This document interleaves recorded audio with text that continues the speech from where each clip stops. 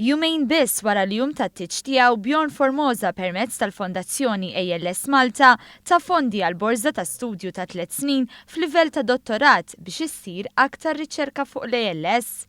Permezz tal-Fond ta' Riċerka tal-Università magħruf bħala RIDT u blotja ta' €90,000 se jsir programm ta' studju postgraduate fl-ALS magħrufa wkoll bħala Motor Neuron Disease. Il-lettur u riċerkatur ta' ALS Ruben Kawki fisser kif se jkun qed jaħdem dan il-programm ta' riċerka.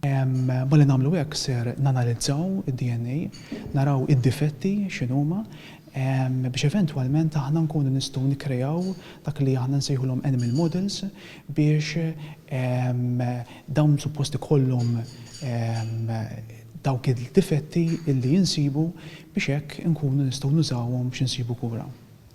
Min-naħa tiegħu Bjorn Formosa għalli dejjem hemmen li l-aħjar metodu biex ikunu identifikati ġeni ġodda biex titwaqqaf din il-marda huwa billi riċerkaturi jingħataw l-aqwa riżorsi biex jaħdmu. Bi kliem ta' tama stqar li jemmen li xjentisti ser isibu mod ta' kif tal-inqas iwaqfu milli din il-kundizzjoni tkompli tmur għall-ar.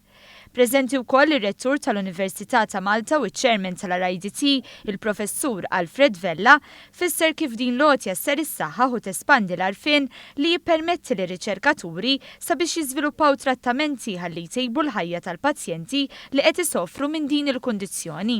Hija mod ieħor ta' kif l-Università tilħaq lis-soċjetà mhux biss billi tgħallem l-istudenti tagħha imma billi tuża il-riżorsi li għandha, riżorsi umani li għandha li ikunu jistgħu ikomplu jipproduċu riċerka ta' kwalità u effettiva biex issolvi il-problemi varji inkluż dal-każ tal-mart.